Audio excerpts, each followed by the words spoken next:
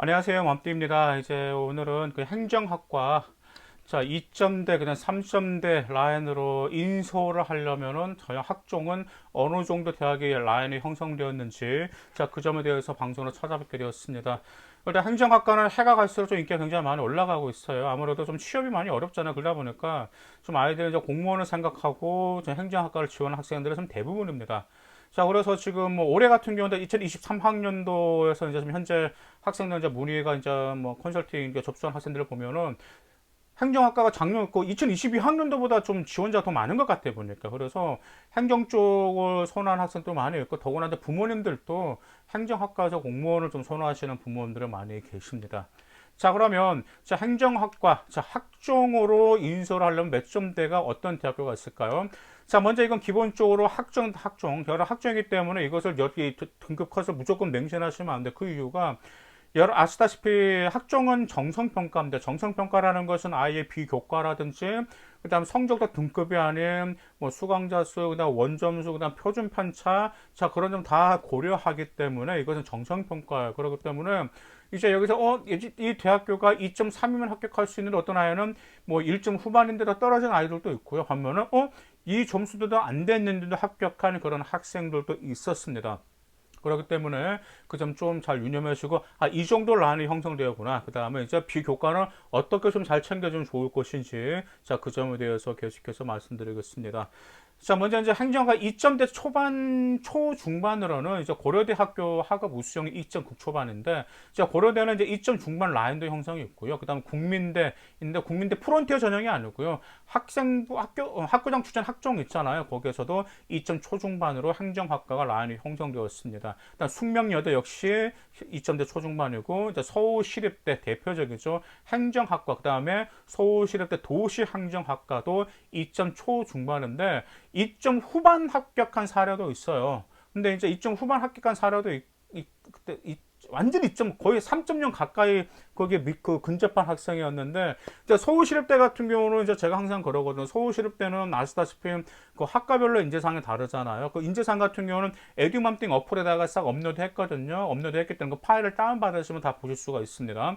그런데 그 서울시립대 같은 경우는 공공성을 많이 선호하다 보니까 이제 공공성에 관한 역량 굉장히 많이 중요하게 표현해요. 그래서 이 아이가 활동을 함으로 인해서 공공적 이익에 부합되는 가치를 창출했던 그런 기록들을 그 아이가 만들어줬더라고요. 그래서 그래 한번 지원해보자 해서 과연은 서울시립대 그 도시행정과 행정에 합격한 그런 학생도 있었습니다. 반면에 이제 종종 그런 게 있어요. 이제 도시행정학과를 이제 부모님도 선호하시는 분들이 계세요. 그래서 어떤 학생 이제 아버님이 그러시더라고요.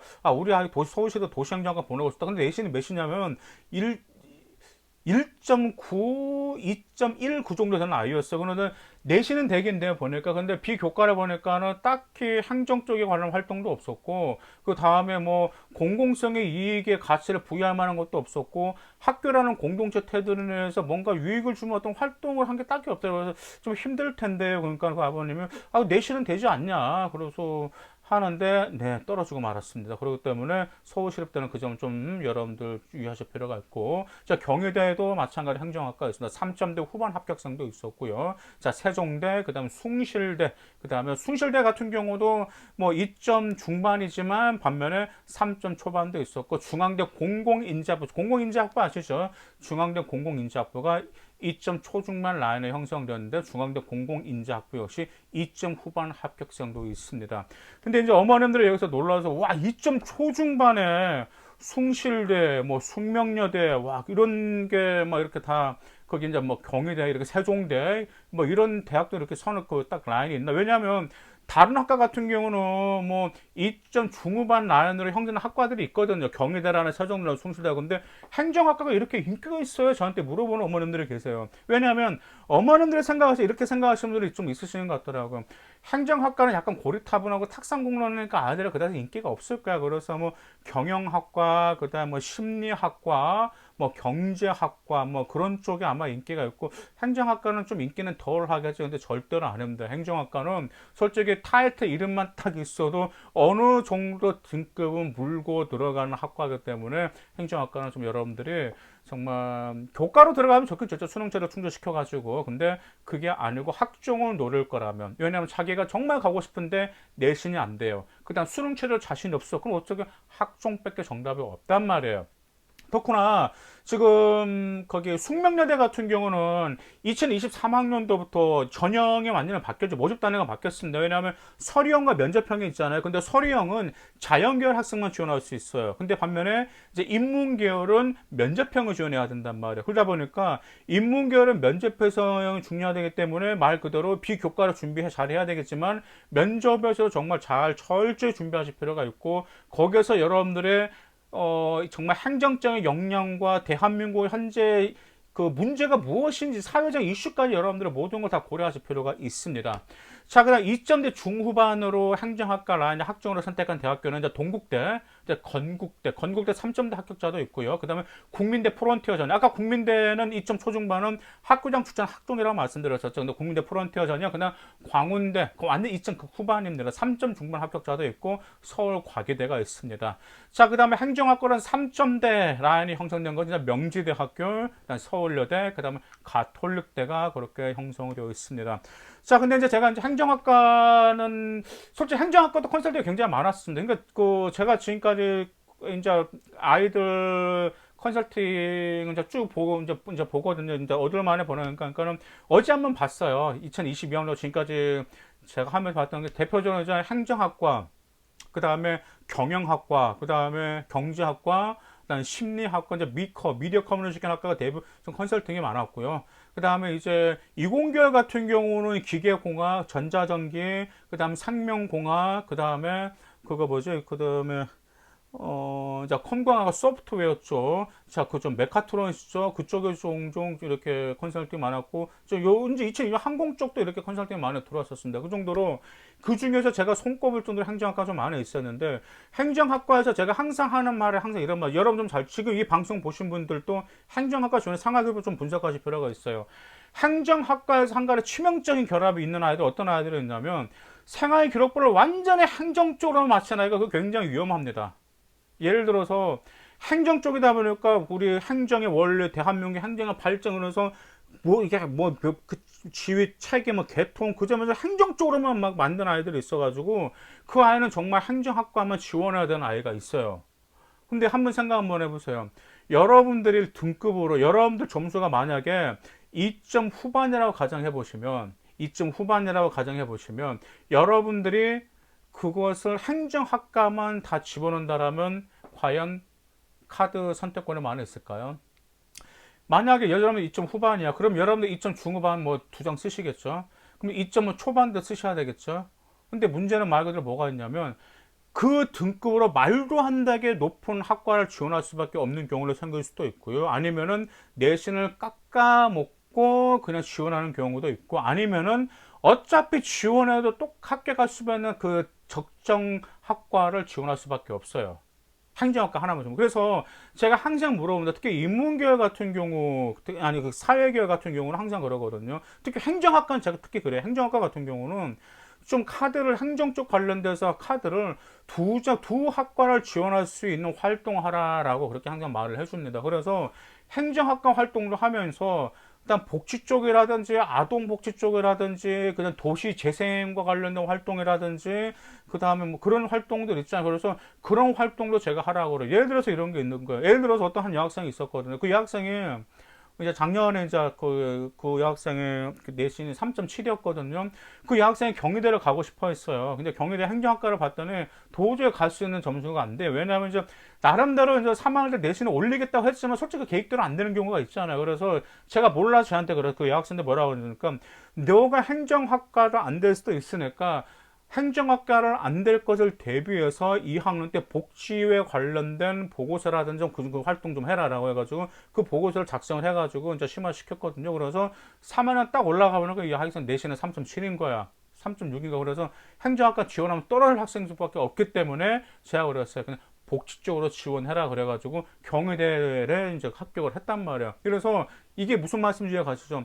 행정학과 지원하려고 하시면 행정학과도 뭐 노인복지도 있고 아동복지도 있고 뭐 사회복지도 있고 그냥 복지 여러 복지. 근데 복지 쪽은 행정보다 약간 좀 컷이 낮잖아. 그러다 보니까 복지 쪽 활동도 같이 하면서 그 활동을 통한 여러분의 행정적인 역량을 보여주면 행정적인 것도 지원할 수도 있고 그 다음에 행정이 안 될 경우에도 복지 쪽도 지원할 수 있단 말이에요. 그래서 자, 그러면 행정학과 이번에도 이제 정말 좋은 결과가 있었습니다. 정말 자기 지역에서 열심히 했던 학생인데, 2점 중반 학생이 이제 뭐, 그 행정학과를 지원했었는데, 보통 이제 1점대 학생들 같은 경우는 행정학과를 지원한다고 하면 이렇게 하죠. 근데 2점대 초반을 뭐 교과로 뭐 학추를 바꿔 쓰고, 그 다음에 이제 1점대 서영고 서장원 쪽으로 해가지고 그쪽 라인을 잡아가지고 이제 지원한단 말이에요. 근데 반면에 2점대 학생 같은 경우는 2점대 중반 같은 학생들은 2점대 중후반이나 3점대 초반 학생 같은 경우는 이제 저는 이제 카드를 좀 종류 이렇게 쓰라고 합니다. 이제 올해도 그렇게 썼거든요. 2점대 후반 학생인데 그 학생 같은 경우는 이제 건국대를 이제 최종 선택했는데 이제 그 학생 같은 경우는 어떻게 이제 라인을 잡았냐면 건국대 잡고 자, 국민대를 잡아. 어차피 건국대하고 국민대가 2점대 중후반 라인이잖아요. 건국대하고 국민대를 잡았습니다. 근데 2.9다 보니까 이 학생 약간 좀 불안했어요. 그래도 소신이 될 수도 있으니까 일단 두 개는 써야 될 거 아니에요. 두 개 쓰고 그 다음에 이제 적정을 그 다음에 하나 뭐 썼어요? 숭실대를 하나 썼어요. 숭실대. 숭실대 같은 경우도 이제 하나 이제 거기 쓰고 자, 그 다음에 이제 나머지 이제 세 장을 이제 지방걱정 국립대로 썼습니다. 왜냐하면 이 학생이 2점대 후반이니까 솔직히 이제 건국대라든지 국민대라든지 거기도 좀 소신이 되다 보고 숭실대도 이제 소신이 될 수도 있다 보니까 2점 초반까지 뭐 거기까지 좀 약간 좀 얘가 좀 약간 좀 무리가 있을 수가 있었거든요. 그래서 아무래도 생활기록부를 제가 좀 보니까 좀 약간 열심히 활동했긴 했는데 그래도 약간 좀 미흡한 점이 많이 있더라고요. 그래서 그 이상으로는 약간 떨어질 것 같으니까 그럼 밑에 라인을 써야 돼. 밑에 라인은 명세 쪽이다 보니까 얘가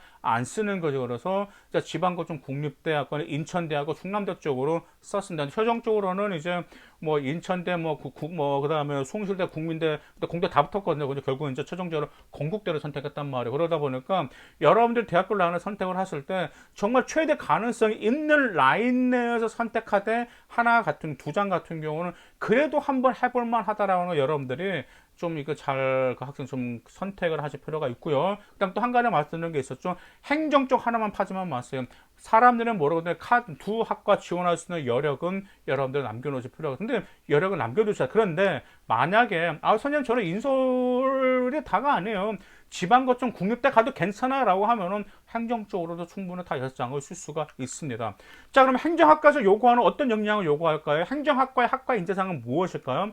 자, 먼저 행정학과는 첫 번째로 국가 운영에 관심이 있어야 됩니다. 그래서 행정학과를 좀 잡기가 좀 힘들어요. 왜냐하면 행정학과 솔직히 아이들이 너 행정학과를 그 학과를 지원할 때는 반드시 뭐가 있어야 되죠? 꿈이 있어야 되고 진로 목표가 있어야 된단 말이에요. 그럼 그 아이들 꿈이 무엇이죠? 공무원입니다. 공무원. 그래서 전 공무원 할 건데요. 근데 이건 좀 식상해요. 그래서 저는 진짜 좀 이걸 하다 만들어버려요. 그래 뭐 정치인이 될 거라든지 아니면 이 행정학과 나와서 행정 관련 공부 어떤 분야에서 공무원 생활 오래 하면서 나중에 그것의 경험으로 인해서 정치인이 돼서 사회에 큰 기여를 하겠다. 이런 스토리를 나누는 나쁘진 않습니다. 그렇기 때문에 그러기 위해서는 말 그대로 정부 역할, 정치인이 어떻게 국가를 운영할 수 있는지 그런 점에 대한 포부가 반드시 돌아가는 게 바로 행정학과에서는 학과 인재상 요구 중에 하나입니다. 그 다음에 공익과 공공성에서 뭔가 문제를 가지고 노력하는 흔적이 있어야 됩니다. 그래서 특히 이것은 행정학과 지원 학생들 같은 경우는 여러분들 지역, 우리 지역, 보통 이제 학교마다 그런 프로그램들이 있어요. 우리 지역 발화하기라든지 우리 지역 문제 현황 뭐 개발 보고서라 그런 게 있거든요. 그래서 지역에 따르면 지역에 어떤 점에 좀 미흡한 점이 있다라든지 좀 그것을 어떻게 하면 더 지역이 개선된다라든지 그다음 또 하나 이거 굉장히 좋습니다. 특히 지방에 있는 학생들 이거 활용하세요. 그 아까 말씀드린 거 금방 건국대 뭐 국민대 다 썼던 학생들 그 학생 완전 집이 시골이거든요. 그 학생이 이제 어떻게 했냐면 자기 지역의 인구가 계속 소멸하잖아요. 그렇죠? 그러면 인구가 소멸하는데 자기가 생각하기에 우리 지역은 다른 지역에 비해서 없네 아주 정 명물이 있는 거야. 정말 멋진 자연이었고 먹거리가 있단 말이야. 근데 그게 알려지지 않았던 거야. 그래서 그것을 활성화할 수 있는 그 계획표와 보고서 그것을 심화시켜 가지고 걔는 그걸로 드러냈어요. 그다음 또 한 학생이 이걸 드러냈습니다. 그 학생 같은 경우는 또 시골에 사는 학생인데 시골에 보니까 보통 이제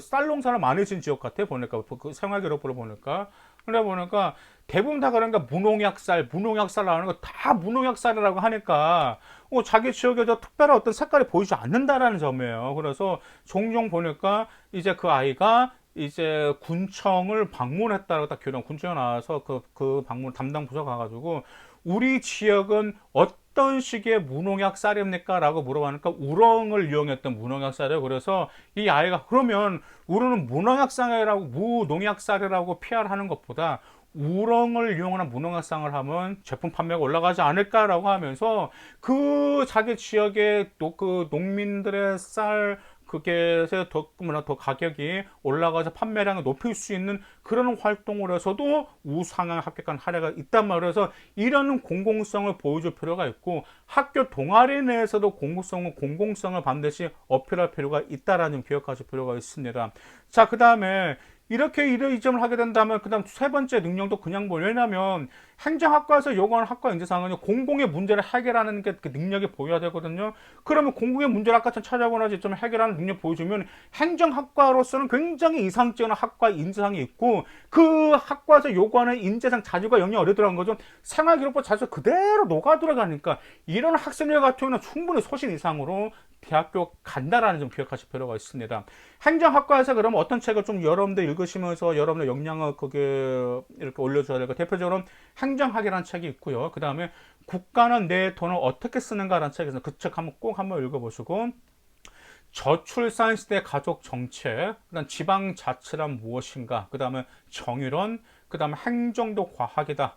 그 다음에 프로테스탄티즘의 윤리와 자본주의 정신, 그 다음에 허위 자백과 오판, 그 다음에 뭐 전환시대 행정과 죽은 경제학자의 살아있는 아이디어. 자, 이런 것 같은 거, 이런 게 전부 다 지금 행정학과에서 추천하는 책들입니다.